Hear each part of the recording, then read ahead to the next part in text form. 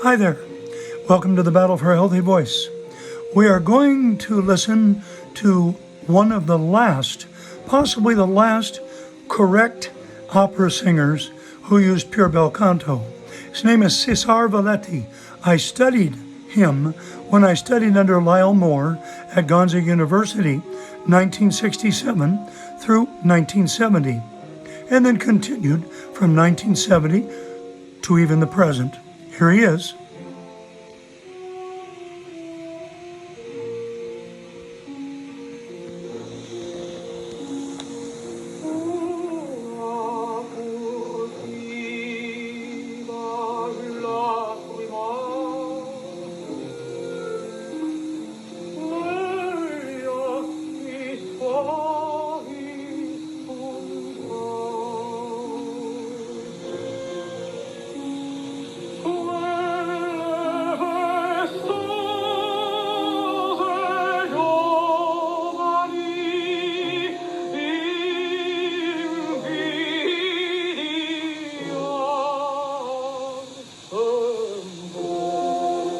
He did an emotional vocal break on VDR.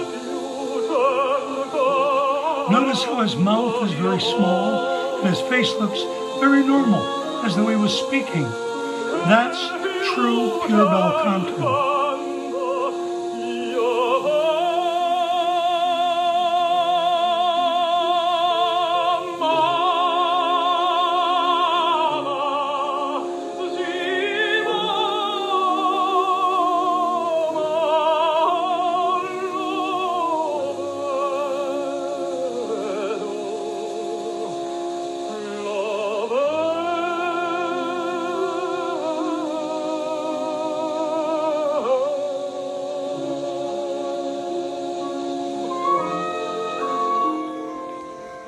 I'm sure you notice those things I've told you.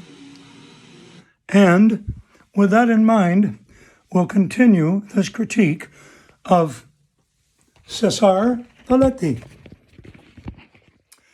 Cesar was born in 1922. He studied under one of the most famous operatic tenors at the time,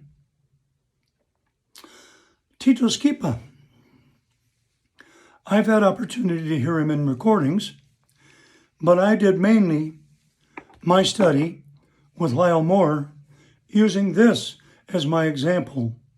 And as I continued to train, Mr. Moore did agree and had stated the reason he had me listen to him is because I actually sounded a great deal like him when I sang pure bel canto. Did I always do pure bel canto? No.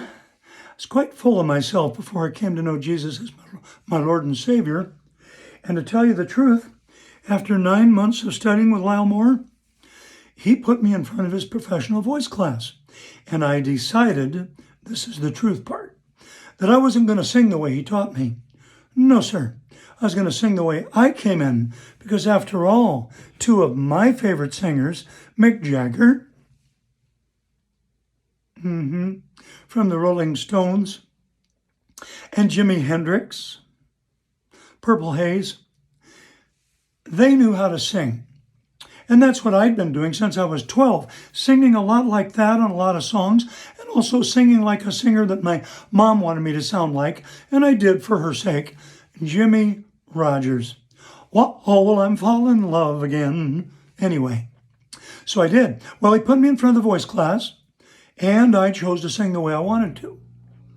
When I got done, he looked over at me, and like my grandpa did when he was upset at me, his glasses dropped like this, and he said, "Mr. Moyer," crossed his arms. That was very interesting. Then he looked back at the class and said, "Class, do we have any comments?" Of course, about 30 people in the class, hands went up. Pretty much everybody raised their hand, and I thought, yes, indeed, because I was so full of myself. There's a Sony rep or somebody knows somebody from a recording company. I'm a star. Well, the very first answer, the one he picked on, was, sounds terrible. Has he even studied voice at all? and so on and so on. The same type of response. I got to know a young man who was in his second year of college, and I wasn't quite starting my first year.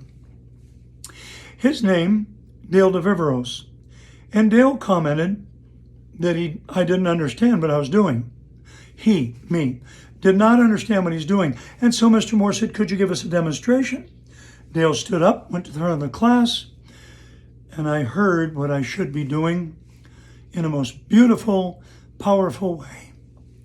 Dale sang, as I recall, a snippet of The Impossible Dream from the Man of La Mancha. When we got back to the classroom, Mr. Moore said, Mr. Moyer, are you going to listen to what I've taught you, or are we done here? Well, I listened. Seriously. He entered me in the Northwest Allied Music Arts Festival in 1968, which includes all the instrumentalists who want to compete and all the vocalists in about 5 states of those who choose to enter. I won it. And they gave me a scholarship to Eastern Washington State University. But since I didn't know Jesus as my Lord and Savior, I thought, I don't need that stupid scholarship. And I literally threw it in the garbage. I don't recommend that to any of you. Needless to say, I went on singing, got the lead that summer in Tony and West Side Story, and Mr. Moore told me not to take that part. I took it anyway, being full of myself, got my first set of nodules, and from then on it was a struggle.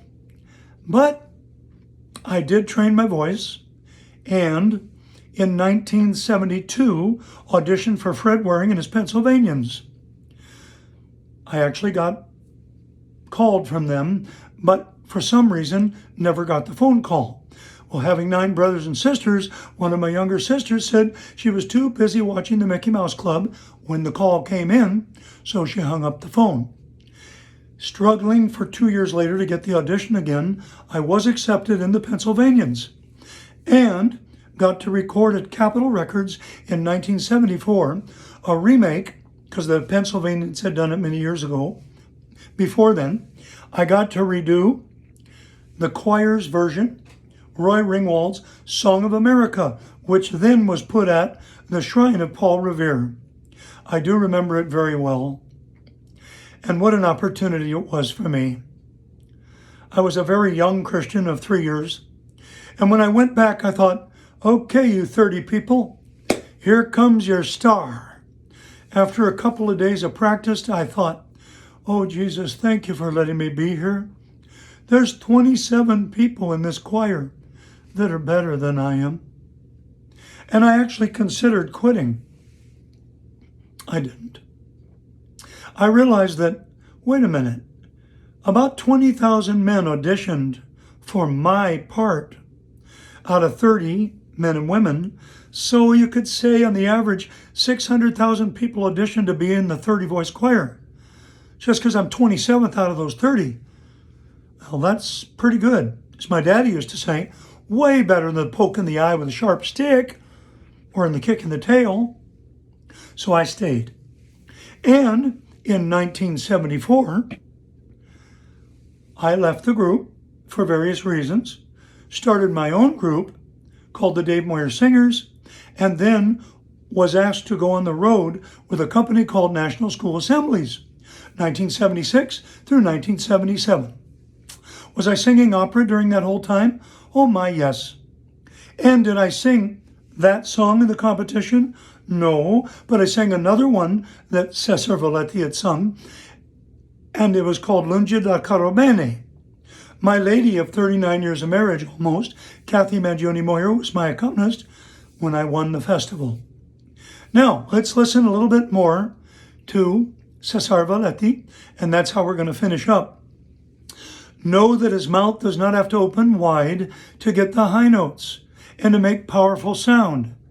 Sound comes from resonance, not only head resonance and chest resonance, but body resonance. Merrill Womack, famous gospel singer, I was in his studio. He had considered me to be an artist and would have hired me, but again, being young and in the Lord, I wanted my brother Tim to be part of it, and he didn't want that, so I never got to sing with him. But I did get to do a recording so he could listen to it with a London Symphony playing a song that he made popular that went like a little bit like this. Here's a little bit of it. I've been happy before, I'll be happy again. Even death cannot conquer now, his grave is empty, my friend. Though the dark clouds roll by, he restores my soul. Anyway, that's what I did, and I did do it. He said I was a really good singer of that style, but I was a better folk singer. And in 1980, I auditioned for the New Christy Minstrels. I was hired, and I was the leader at one point, the music director, the MC, played flute and guitar and some bass, and got to sing the famous song the Christies are known for, the solo song. Today, while the blossoms still cling to the vine. You know that song, many of you. If you don't, look it up. The New Christy Minstrels, Randy Sparks. Thank you, Randy, for writing the song. He sang it originally. Wonderful hit. And he gave only one singer in all those years permission to record it. And that was John Denver, who for a brief time was considered to be a member of the New Christy Minstrels. By the way, Kenny Rogers was from the New Christy Minstrels. Here's the rest of Cesar Valletti. Remember, look up the videos on how to sing freely. Yon Sai, which was taught by Luciano Pavarotti at the School of Juilliard. Oh, how can I do that? Oh, when I'm 73 years old. I've had allergies recently, so there's a little phlegm, but that's a high F above high C prime, which is actually C5 on the piano. Well, here's the rest of our young man, Cesar Valletti, at the age of 27 in 1949. I'm coming around to make sure you can see him. Okay? Here we go.